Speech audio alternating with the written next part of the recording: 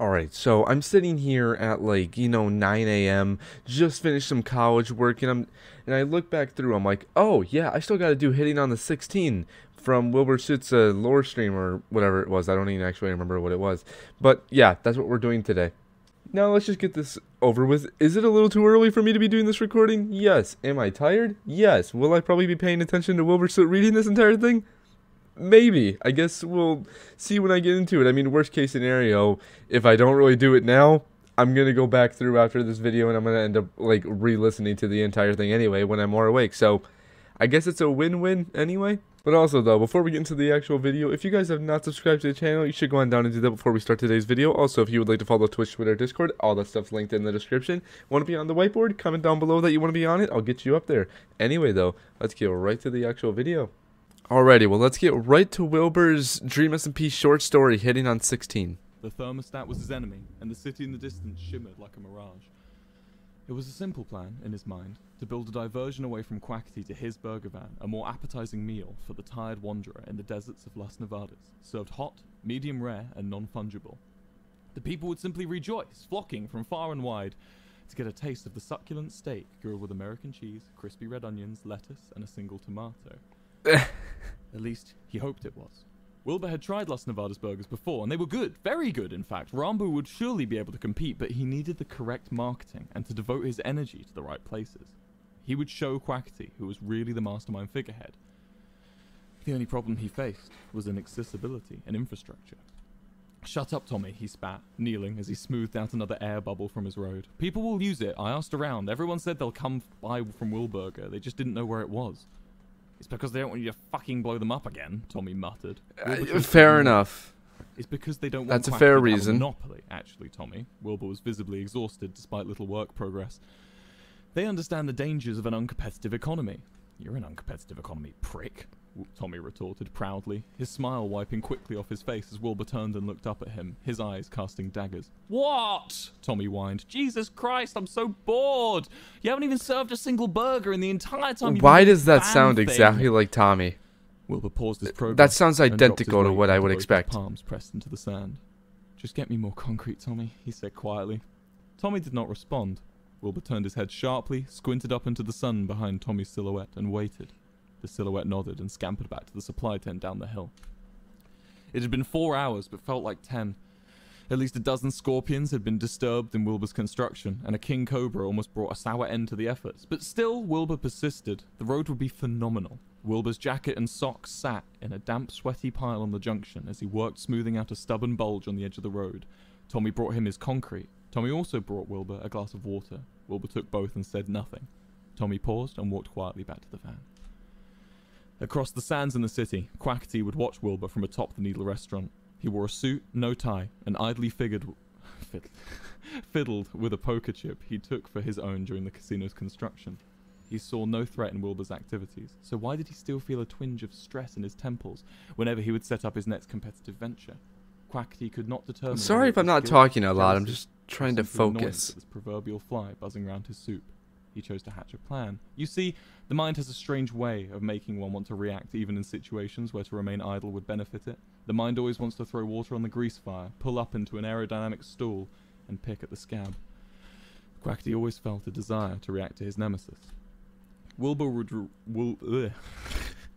receive Quackity's summons not long after laying a little bit of point of his road in the trouble speaking there, Wilbur. That Wilbur would be invited inside into a cold Las Nevadas restaurant just as the sweltering sun crested over the hill and began disappearing into the horizon was not lost on him.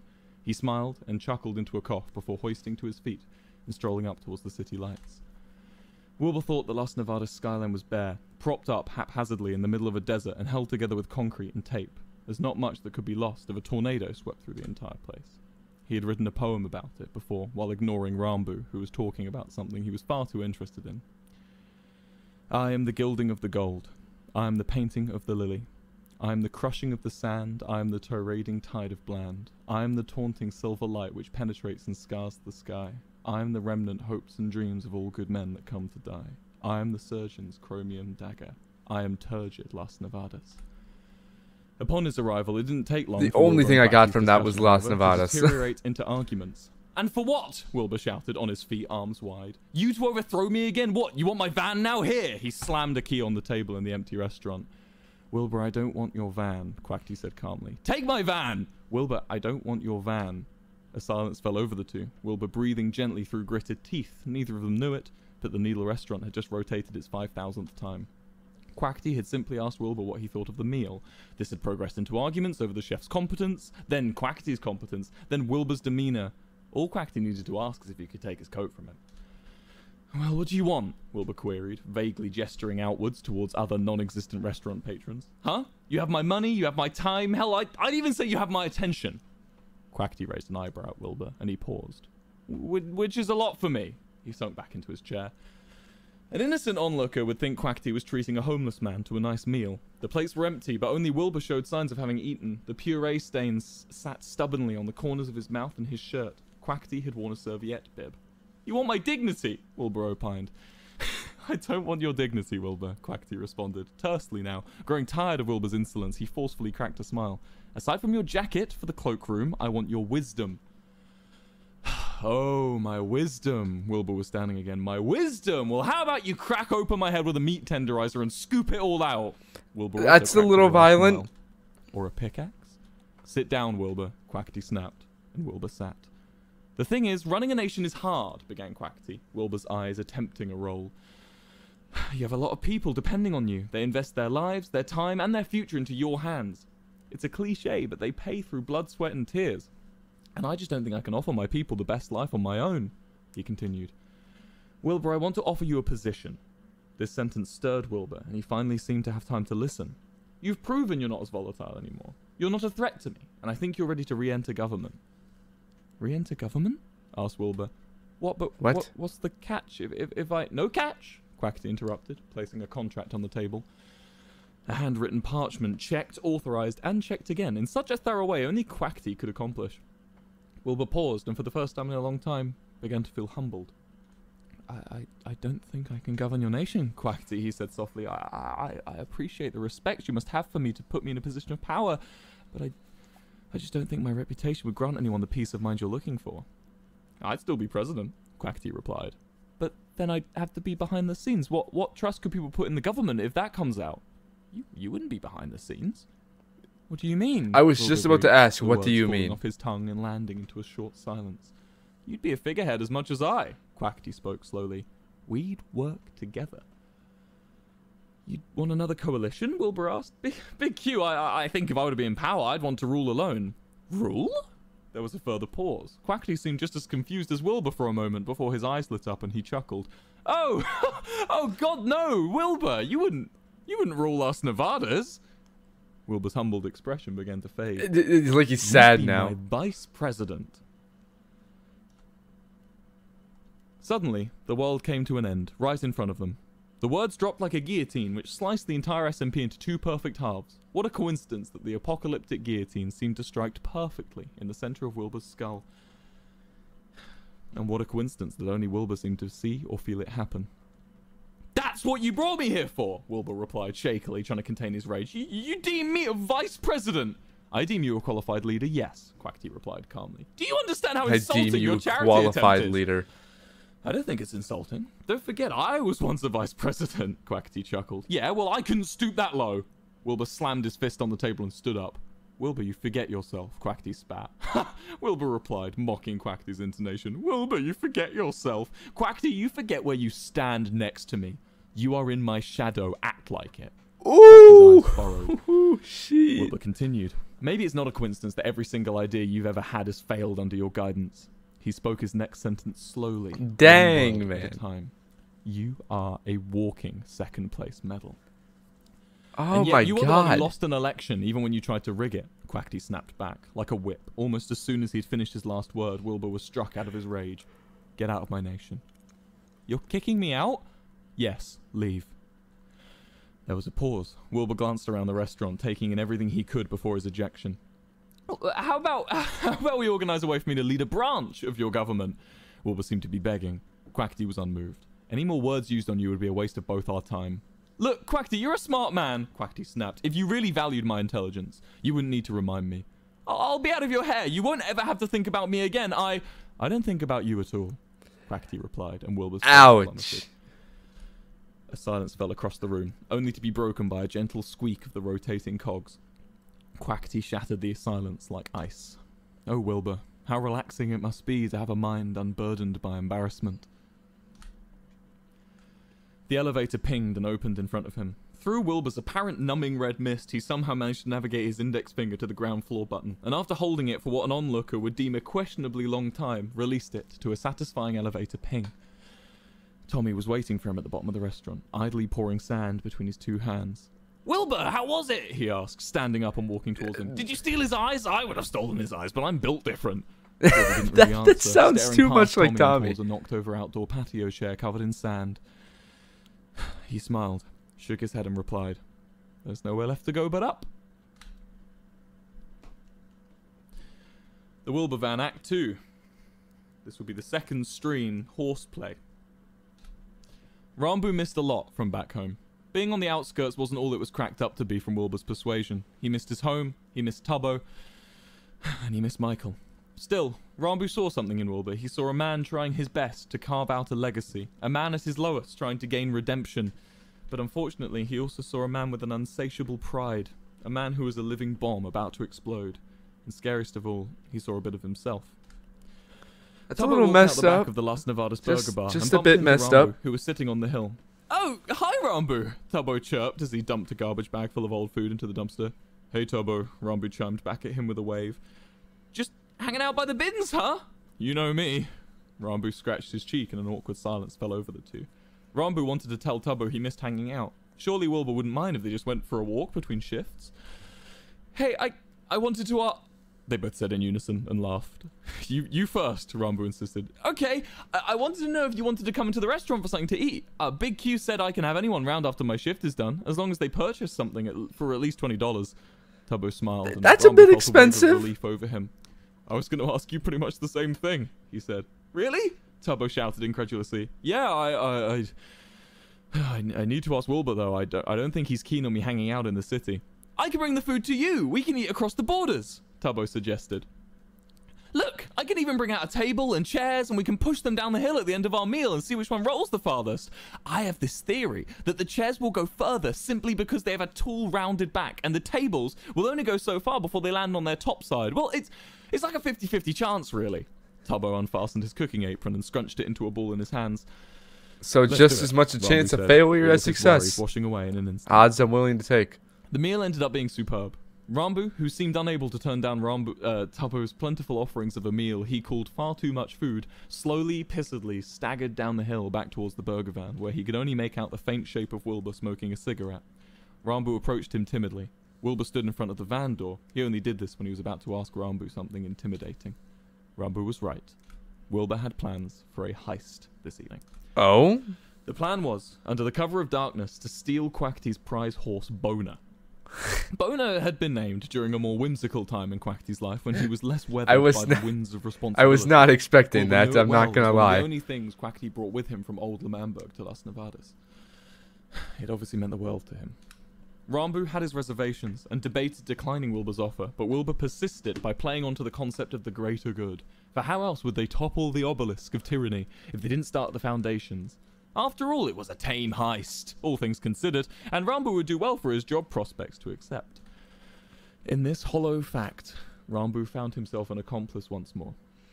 You would expect a criminal to wrap themselves in jet black silks or a camouflage jumpsuit, but Wilbur simply wore burgundy. Ranboo tried to at least primarily drape himself in the blacks from his wardrobe, but Wilbur almost teased the idea of being caught. "Not even a black coat?" Ranboo asked. "Gotta make the heart beat somehow, Rambus," Wilbur responded, stuffing a handful of fries into his mouth. As the clock struck midnight, the pair began ascending the hill towards the city. The only lights guiding their path were those reflected from the glowstone in the fountain, scattering a bouncing effervescent pattern across the walls of the city buildings. The streetlights were all completely devoid of light. Las Nevadas had no need for streetlights in the early hours of the morning, so switched them off to allow its few citizens a sleep undisrupted by light pollution. The two snuck quietly to the corner of Tubbo's burger restaurant, and Wilbur raised his fist to signal Ranboo to stop. He checked their surroundings before opening his palm and walking out into the street. Ranboo was scared. Maybe he was excited. Ranboo struggled to tell the difference between the two sometimes. Skulking Yeah, past that sounds restaurants, like crawling behind Ranboo. the strip club and sneaking between two construction sites lay a small paddock, constructed out of a shoulder-height wooden fence left over from the building efforts. There, stood gormlessly in the sand, was Boner. Take this. I Wilbur can't. said, passing Ranboo a crude I rope can't. fashioned into a leash. Ranboo God. took the leash and Wilbur climbed into the field and delicately tied the other end to Boner's neck. Wilbur, I don't think I want to hold the horse, Ranboo protested, limply gripping his end of the leash in his hands. Wilbur snatched it like a ripcord. If you're scared, we do it together, he winked at Ranboo before leading Boner to the edge of the paddock. Ranboo removed 2 wooden panels from the fencing, allowing Wilbur and the horse to walk out the field and into the streets. The 3 I conspicuous feel bad that began that walking horse back is to the named van. that. It wasn't long before they were It's funny though. What are you doing? Asked Tubbo, quietly, cleaning his windows as they approached the burger restaurant. None of your business, Tubbo, Wilbur responded. Eyes to yourself. That's Quackity's horse, he spoke louder this time. Oh, jeez. Ranboo, I don't have time for this. You deal with him. Wilbur scrambled down the hill, yanking Boner quickly away from the scene. Ranboo took a few small steps. I am a child. Hey, man, that is maybe funny. you should go back inside? Big Q told me to take care of that horse, Tubbo replied. I've been feeding him every day. Well, he's in safe hands, Ranboo lied. We're gonna hold him ransom, but you know Wilbur, he would never hurt it. He's too soft. No, he's not, Tubbo blurted, Is a he? tremble in his voice. Bring the horse back now. I mean, he No, was nice Tubbo, to Ranboo Blue. said, attempting I to be think. firm. Tubbo, unperturbed by Ranboo's stature over him, dropped his cleaning rag. You're gonna end up hurting him. Even if you don't intend to, you will. Wilbur always hurts innocent things, and it's not fair. The horse didn't do anything wrong. Ranboo didn't respond. He just stood there, slightly hunched, staring down at the boy. Ranboo, make him bring the horse back, Tubbo begged quietly, his voice sounding trembly, diminished, and tired. No, Tubbo. I'm gonna have to tell Big Q. Don't tell Big Q, Tubbo. It's for the greater good. Tubbo felt his rage build up inside him. Nothing Wilbur does is for the greater good. He takes, and everything is his own little mission of revenge. Can't you see? He's made you think you and him are alike, but you're not, Ranboo. You're better than this. Ranboo felt the fuse in him finally reach its payload. Tubbo, he snapped. For God's sake, just give him a chance. I know I haven't always made the best decisions with who I trust, but this time I swear to you that things may not always be as bad as you think. I mean, The story's people picking change, up, and people I'm get liking better, it. And if you never give them Maybe a I chance to prove shouldn't, it, I you'll don't start know. hating everyone that's ever wronged you, and you won't have anyone left. A silence fell over the two. Tubbo's eyes began to wet, and he quickly turned around and walked away. Down the hill, Wilbur cheered and lit up another cigarette. Attaboy, Rhombus! He gloated. Ranboo felt sick. Attaboy! The next day, back in paradise on the outskirts of Las Nevadas, beneath the oak trees by the lake, Wilbur and Tommy's HQ was buzzing with light. A welding torch was scattering sparks like fireflies in the dark evening light as a very tired Tommy methodically lined redstone on the hard, rocky floor. Quackity would surely have seen it from his window in Las Nevadas. However, he was asleep, ready for his usual early morning rise. Tommy focused intently on his job, negating his exhaustion as much as possible, only letting his focus slip occasionally to quip something funny to Wilbur. Wilbur enjoyed the company and laughed along, but fretted for the handiwork of Tommy's wiring. For if a single piece of the red powder was not connected properly, the entire circuit would break. Wilbur? Tommy asked with a whining inflection. Yes, Tommy, Wilbur responded, muffled by the Bro, I golden cannot mask get wrapped over in his face. Wilbur's, like, Tommy sniffed and wiped his nose on his forearm. version of Tommy's voice. It works. It doesn't matter what plan I come up with, Wilbur replied. All Quackity wants to make sure is that I'm not winning. Wilbur's mind worked like a firework. He would have intense flashes of an idea and a storm-like energy coupled with it, but found it hard to maintain that energy further into his work. It was as if the two minds sat in his skull, one who sat dormant on a lounging recliner, sipping gently on a lemonade and watching the mess through 2 myopic windows. The other half sat at the helm.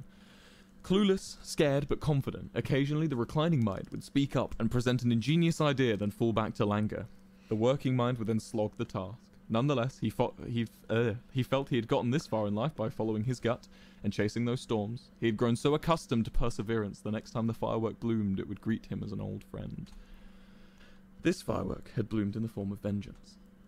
Wilbur had set up a marvelous trap. Rigged to an explosive device was a pressure plate, bending the wires in such a way as to only be triggered upon the plate's release, meaning the TNT would only detonate not when someone stands on top of it, but only when they step off of it afterwards. The plate was a stone one, meaning any person or creature could set the trap off.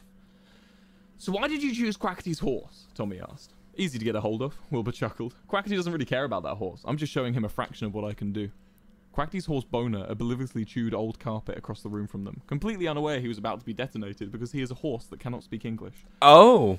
But how do you know this for sure? Tommy poor asked. horse. I just do, Wilbur answered, a little more sharply than usual. But you've said stuff like this before and it wasn't true. You've got a bit of a track record of lying, Tommy said. I have never lied to you, Wilbur spoke firmly. The atmosphere of fun and whimsy quickly drained from the room. I mean, Tommy began. That's not true. I've had are you people lie to me, sure? including you. Wilbur shook his head. I've never lied to you. What about the pit? What about the stuff you said about Tubbo betraying us in L'Manberg? What about when you said no one would hurt Tubbo? Wilbur lifted his mask. If I truly believed it was the truth, does that make me a liar? Tommy thought for a moment. Well, not exactly, but that's the difference between me and Schlatt. That's the difference between me and Phil, and that's the difference between me and Quackity. The sparks had stopped flying, so it was impossible to make out Wilbur's facial expressions as he spoke. I have never lied to you, Tommy. I've been wrong, but I've never lied to you, Tommy. I won't lie to you. Do you trust me, Tommy? Because right now, I feel like you don't trust me. These words Wilbur spoke, these words that have calmed the strongest men and built entire nations, had no effect on Tommy anymore. They just made him a little frightened. Tommy had heard Wilbur speak like this many times, but it never got easier. He felt he had done something wrong simply by posing his point of view. And he felt Well, I like can't the imagine antagonist getting and all he yelled at wanted was an exactly makes answer. you feel great. I trust you, Wilbur, he said quietly. Wilbur brought his visor back down and carried on his work. After a long night, the trap was set. The two went to bed. Wilbur slept soundly and deeply whilst Tommy stayed awake. Tubbo was wrong. The table rolled the farthest.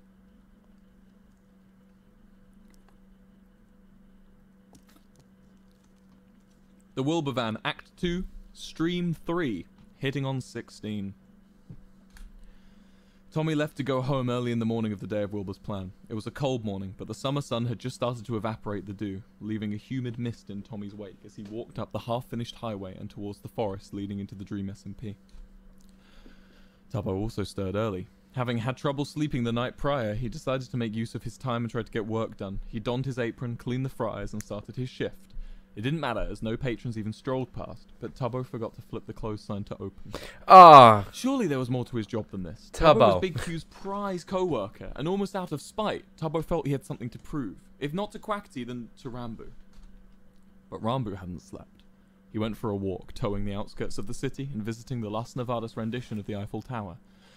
No matter how hard he tried, he couldn't seem to switch his brain on. It was as if the morning humidity had permeated his skull, and every one of his thoughts simply disappeared into the fog as soon as they were made. Wilbur awoke with a spring in his step. Under the lake by the burger van, just below the sandstone holding up the topsoil, sat Wilbur's contraption. Currently unprimed, the wires were redirected from the TNT to a simple redstone lamp. Wilbur lay, belly down on the stone floor, gently pressing onto the trigger and releasing it. Satisfied that the lamp illuminated upon doing so, a smile grew wider across his face as he repeated this quietly to himself again and again. you know, I just want to now realize that, what if Wilbur would have pushed down on that plate and just didn't wire it correctly? The lamp didn't come on, but the TNT exploded. The horse had been moved, now tied up in this cavern. I feel like that would have been kind of funny, but a very scuffed ending. Constructed on one side of this cavern was a glass viewing bay, just out of range of the TNT blast, and accessible from Wilbur and Tommy's HQ, where the redstone had been programmed. This platform, behind the reinforced glass with Wilbur sat next to him, was where Quackity was to watch his horse die. As Wilbur started to stand up, the trapdoor hatch to the viewing platform swung open, scattering natural light into an otherwise dimly lit cave. Wilbur squinted into the morning sun as Ranboo began to descend the ladder. Ranboo! Wilbur cheered. You ready for the big day? I know you're not much of a fan of horse viscera, so you don't have to sit in the viewing bay during the detonation. Look, I made you a little trapdoor here. He gestured up to another trapdoor on the ceiling of the TNT room. When the explosion has occurred, you're welcome to come and join us down here to see Big Q's reaction. Oh, you won't want to miss that. There's a ladder to the viewing platform over here too. That seems kind of messed up, Wilbur. Ranboo replied, Not gonna lie. his eyes and a tired croak in his voice. I swore to never enter that section of the cave. There's too much TNT. Well, by the time you use it, Ranboo, I hope the TNT has already left the room. Wilbur chuckled into a cough. If you won't use the trapdoor, I'll just remove it. No biggie. The viewing bay was adorned with decorations. A sign that read, "Thank you, happy day," was scrawled in a childlike font just next to the fake exit door. An equally childlike painting hung on the wall depicting Wilbur and Quackity as stick figures. Wilbur on a number 1 podium, and Quackity sat on the number 3 podium. Ooh. Sorry. And Quackity sat on the number 3 stream, podium let's with a go. storm cloud over his head. Ranboo was drawn in slightly more detail, holding a big thumbs up on the number 2 podium. Is there anything I can get for you, Wilbur? Ranboo asked with a flat tone. Oh, Rambus, a lemonade and a first edition Wilburger, Wilbur replied. He looked down and saw his hands covered in dirt and soot from the cave walls. I'll come up with you to wash my hands. Afterwards, we should go and get Big Q. It is his big day after all. Ranboo nodded next to the viewing bay via the trapdoor. Wilbur switched off the lights. Why you gotta kill the horse? What did the horse do? Quietly sat in his office, listening to the methodic ticking of the grandfather clock by his door. His work already finished by 8 AM, he slowly sipped on a brandy and reclined his chair as far back as he could go without spilling it. With a sigh and a push of his feet, he managed to glide his seat over to his window and began scanning the horizon. The sand on the hill seemed to dance as the heat bounced off it. Quackity maneuvered his desk fan to his trajectory and yawned. There was nothing to do. If there was another person in his room, he would have tried harder to contain his excitement as Wilbur crested the Las Nevadas boundary. We take Quackity into the viewing bay, flip the lights on, and show him his horse primed on the pressure plate, Wilbur began to Ranboo as they trudged up the sandy hill once more. Then we explain how the system works. When Quackity's understood my ingenious complexity of the contraption, I pull a carrot from my inventory and watch as his dumb horse strolls towards us, detonating itself in the entire cave. Quackity cries, we laugh. Quackity never messes with me again. That seems so wrong. Because you didn't want to be vice president, Ranboo. Just to kill the horse? Because I shouldn't stoop as low as to be vice president, Rambus, my boy, Wilbur said, correcting him and placing a hand I do on love his how he shoulder. says And Rambus, besides, though. I'm president of the best damn burger van with the best damn chef around. Ranboo smiled. The pair continued past Tubbo's burger restaurant, closed and with Tubbo not inside, then to the Grand Casino building. The two knocked on the side door to the administration offices. One would expect at least a security detail for Quackity, but alas, Wilbur and Ranboo were able to effortlessly navigate the admin building with not so much as a locked door. Reams and reams of documentation lined the corridors, as filing cabinets seemed to be in short supply.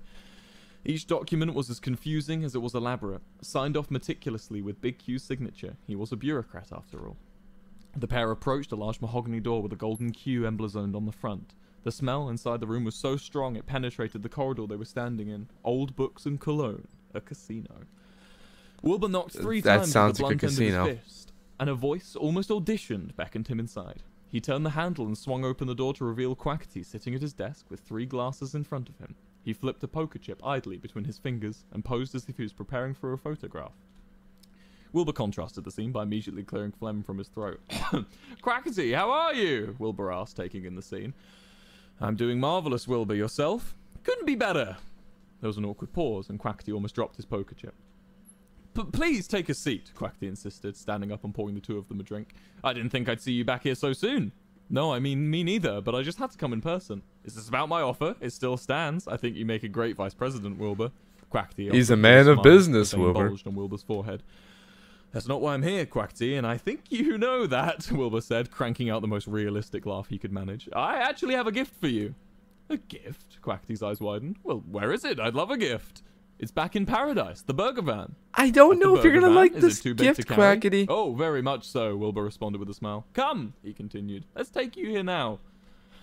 Every part of Quackity's poor being boy, could don't tell even know this he's was the being most lured. simple trap he'd ever seen. Wilbur was most Maybe likely he does. aware of how suspicious he looked. I'll just but most watch. likely didn't care. Okay, I'll bite, Quackity said, sitting back down. What's the catch? Come on. You gonna take me back and leave Ranboo here to graffiti my office? I've seen your graffiti, Wilbur. It's not good. You need to use primers when you draw penises on our city walls. We can just wash them off otherwise. It took the janitors 5 minutes to... It's not graffiti, Wilbur interrupted. It's a gift. He's giving them tips on how to vandalize. I'm so sorry for snapping at you in the restaurant the other day. Wilbur almost sounded sincere, and for a moment, Quackity was intrigued. Wilbur only needed a moment, because 5 minutes later, the 3 of them were strolling back to the burger van, Quackity being flanked by the 2 of them, and Ranboo not saying a word. The air was still. Birds seemed to leave the area around the van in anticipation of what was to come, and the sun dipped behind a patch of grey clouds just as the day was reaching its climax. Wilbur, despite designing the TNT to be the perfect distance from injuring himself or Quackity, failed to measure the distance between it and the van. He hoped instead his rough design under the water of the lake would allow protection for all the surface damage. He also failed to actually test if the redstone line was connected to the TNT, as he was too afraid of setting off the dynamite too early. As they approached the van, all of these thoughts danced in Wilbur's mind, and a single bead of sweat dripped down his head. His heart pounded in his chest, and he felt alive. Quackity! Wilbur tapped Big Q on the shoulder. Down there! Quackity looked down at the trapdoor inside the HQ and then back up to Wilbur. With a little hesitation, Quackity gently raised the hatch and took in the sight of a totally dark room, stirred with dust and smelling of sulphur. He turned back to Wilbur, who was eagerly waiting with a straight posture, smiling in anticipation. Quackity, never one to disappoint, descended the ladder into the darkness. Wilbur and Ranboo followed behind and shut the trap Oh, door. if only you knew, Now, Quackity. Wilbur began. You may be wondering why I brought you here. I couldn't possibly guess, Wilbur, Quackity responded, the three of them being completely blind in the darkness. Well, I have to come clean, Wilbur continued. There is no gift, for you at least. Quackity's eyes rolled as he feigned surprise. I never saw this coming, he replied. You know your horse, Boner? Wilbur asked with a malicious grin. I can't. My horse? That name. I can't. Yes, that I poor know my horse. horse. What have you done to my horse? I'm glad you didn't forget about it, just like you did with everything else from your past life. Wilbur, what have you done to my horse? Don't worry, Quackity. It's not so much what I've done. No, rather what your horse is about to do to itself, Wilbur exclaimed with a manic laugh. He walked over to the wall and pulled the lever as suddenly the entire room was flooded with lamplight. A gentle hum overtook the background noise as the three men's eyes started to adjust to their new surroundings. There was no horse. There stood on the primed pressure plate, scared as all hell, was Tubbo. Wait, what? I found your horse, Big Q, Tubbo said, a shake in his voice. I think he's on the surface now.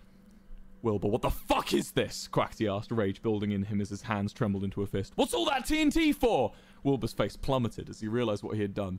Oh, no, no, no, no, no, no, no, no. Wilbur shook his head. Tubbo, how did you get there? Tubbo, don't move, Wilbur shouted down into the cave. How did Tubbo get there? I went to find Quackity's horse, Tubbo shouted back. I only saw he was rigged to explode after I swapped places with him. If I stand still, will it still trigger? I don't want to die, Wilbur. Ranboo scrambled up the ladder to go find help. You won't die, Tubbo, it's fine. Just stay still. I'm coming to get you, Wilbur said, placing his palm against the glass. Wilbur, what have you done? Quackity asked, shoving Wilbur up against the glass of the viewing platform. It creaked gently under their weight. You want to kill Tubbo to prove a point? You knew he'd come to my aid. Quackity, this isn't what I was intending. I was going to blow up your horse. Wilbur was interrupted. How is that any better to say? A single punch. Wilbur recoiled with a groan and slumped down to his knees. Quackity, please, I can fix this, he stuttered. You've done enough, Quackity spat before reverting his attention to Tubbo. Tubbo, how can we get you out of there? Wilbur darted between Quackity's knees and picked up the fake exit door and hurled it at the glass, creating a small crack across its surface. Tubbo, I'm coming to save you, he yelled. Thank you, Wilbur, Tubbo stammered. Wilbur picked up the door again for another throw, but before he could even lift it, Quackity had tackled him to the ground. I said you've done enough, Wilbur, Quackity said, overpowering him, desperately struggling to pick up the door again, blood trickling down from his nose. Again, Quackity turned his attention to Tubbo. Tubbo, don't move. What can I do to help?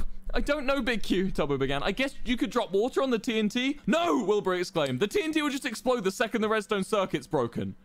You are a sick fuck, Wilbur, Quackity said, turning his Break attention the back to TNT, I guess? Just down. get rid of the You're bombs? A pathetic, spineless bastard. Shut up and help me then, Wilbur shouted. Start trying to break the glass. Quackity ignored him. Tubbo, how did you get in? We can just go over and get you out the way you came in. I don't remember, Big Q, Tubbo responded. I dug my way in. I think Boner got out that way. Quackity muttered something under his breath before releasing Wilbur from his grip and grabbing the door to launch one more time at the glass. Wilbur sprung to his feet and grappled the door, struggling to snatch it from Quackity's hands. Let me do this, Quackity. I got Tubbo into this mess. I'll get him out, Wilbur exclaimed, attempting to wrench the door out of Quackity's grasp.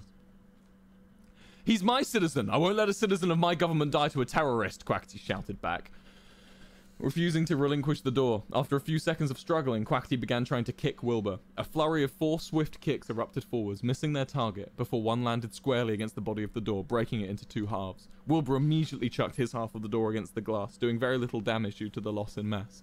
He cried out in rage and began scrambling on the stone floor. The two, too out of breath to speak, began searching frantically for an item to hurl at the glass before Wilbur found a sizable rock against the boundary of the room. He held it above his head, ready to throw, before Quackity tackled him once again and tried to wrestle the rock out of his grip. Just need to work together a little bit, guys. Tubbo watched as the two struggled for what felt like an hour, trying to take the rock from one another, before Wilbur finally swung it against Quackity's jaw, knocking him across the room and releasing Wilbur from the grapple. Ow. Immediately, Wilbur threw the rock against the glass, causing it to bounce back across the room.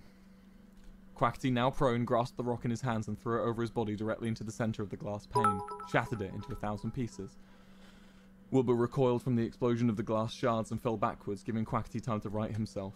Tubbo, just... Quackity began, panting out of breath before Wilbur launched himself against Quackity's knees once more, knocking him to the floor.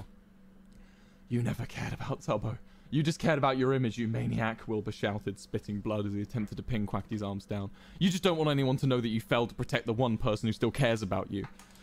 Tubbo's my friend as much as he's my citizen. I'll protect him at any cost, Quackity responded before biting down hard on Wilbur's arm. Wilbur released his grip and Quackity easily stood up and began to swing his fist across the side of Wilbur's head. The viewing platform shook and erupted in a fistfight as the two violently attacked each other, neither party seeming to get the upper hand. It's at this point Ranboo broke through the rock above the cave, scattering grey sunlight into the room. Neither Quackity nor Wilbur saw him collapse into the room and walk up to an increasingly frightened Tubbo. Ranboo placed a single foot onto the pressure plate, put a hand on Tubbo's shoulder and said, "Tubbo, you need to move. I have a plan." Without hesitation, Tubbo scrambled towards the ladder connecting to the cavern to the viewing platform, and he climbed it. He turned back to look at Ranboo, who smiled at him with the kind eyes he remembered, and Tubbo smiled back. Once Tubbo had ascended the ladder to safety and curled up in the corner, Ranboo began to shout, "Wilbur, Quackity!" The two immediately stopped fighting and looked down at the new voice. Ranboo stood firmly on the pressure plate. "Ranboo?" Quackity said, a cold shot dragging down his spine. Where's... He looked to his left and saw Tubbo curled up in the corner with his eyes firmly shut. "It's okay, guys," Ranboo began. Wilbur immediately began rushing to enter the main cave before Ranboo raised a hand. "Stop, please," he shouted. "Don't come closer. Stay in the viewing platform." "Ranboo, I'll go find something heavy. Just stay there," Wilbur began, but was interrupted by Ranboo shaking his head. "I have an idea," he began, his words echoing around the cave. "I know what to do. I know how to defuse the bomb and make you realize how frivolous this whole thing is." Don't you dare kill Ranboo, part 2. Me, Wilbur, Quackity, the burgers were good, right? "Yes," Wilbur answered, instantly reacting. "They're the best, Ranboo, and they'll continue to be the best. Let me get you out." "No, Wilbur, I just wanted to know." "But it was never about the burgers, was it?" Ranboo said. Ranboo smiled. Ranboo jumped. That TNT better be the flames and a violent burst of air was all that was left. For a change, the world really did end. Wilbur felt alive.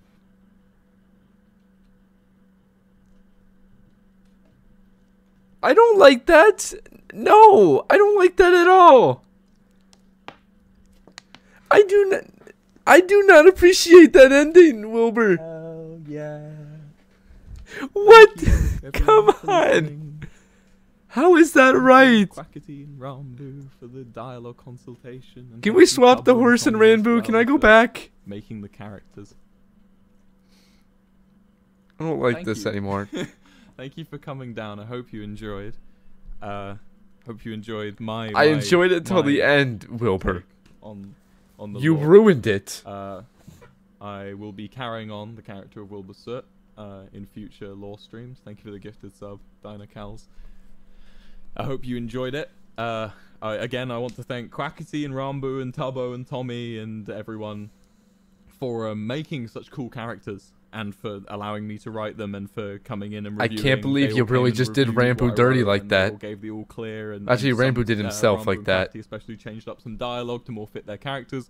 So what you're seeing is a very accurate representation of the characters and how we would have acted if we were actually on the screen as it was going. Yeah, I also want to thank Dream for making such an awesome server and allowing that's wholesome. People like me and all of the people on the server. Still doesn't make up for murdering my boy, but that's wholesome. Stories. So thank you, Dream, for the Dream SMP, and thank you for listening. And I will be coming back with more. Thank you for the gifted subs. Thank you for hanging out. I hope you have a great day. We're going to raid Philza Minecraft, who's currently playing the Origins SMP. You guys are all splendid as per. Go ahead and go raid Phil. Very soon, I assure you. I'm going to be working on Softboy at the moment, so maybe a little bit of a gap between the next stream, but I hope that was enough to tide you over and get all you lore theorists excited. Anyway, I won't talk too long. Hope you enjoyed the story. Bye-bye, everyone. It's been an absolute pleasure. You guys are Wilbur. the best. You don't even know I exist, but see ya. Too many viewers cannot raid Phil. Okay. Hey, there's Yo's video. Not watching it right now, but there's his video. Wow, wow, wow. I'm going to go ahead and think about this. I was going to do a little, thing before I actually go to the whole review, but I think I'm just going to go to the whole review instead. Wilbur, listen, I'm going to say this as nicely as possible. There's no chance you're ever going to see this, but how are you going to do Ranboo dirty like that now? Lore stream, I think this technically came out before the lore stream that we just had.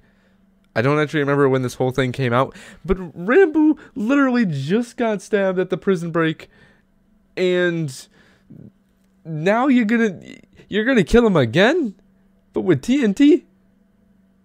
Ranboo's just getting done dirty all over. I mean, I do also see now why you guys told me to check out the whole story, because obviously checking out just animatics, I would have missed out on a lot of this. I do feel like some of it was filler, but it also helped keep up the whole story. So, I mean, there's a good reason. Besides, we'll probably still be checking out the animatics because you guys obviously still want them, judging by the several comments left on that community post that said, why not do both? I agree. Why not do both? Also, animator versus Minecraft, we will probably be doing that sometime soon. I've been wanting to do that the past few days, so that's something to look forward to in probably the next few days. Anyway, though, I just want to thank you guys all so much for watching, and if you did like today's video, then please go on down and leave the video a like and a comment, just so that I know that you guys would like to see more videos like this, or that you just liked it in general. Also, if you want to subscribe, no better time than now, so go on down and do that before you leave today's video. Anyway, though, I want to thank you all so much for watching, and I'll catch you on the next one. Peace.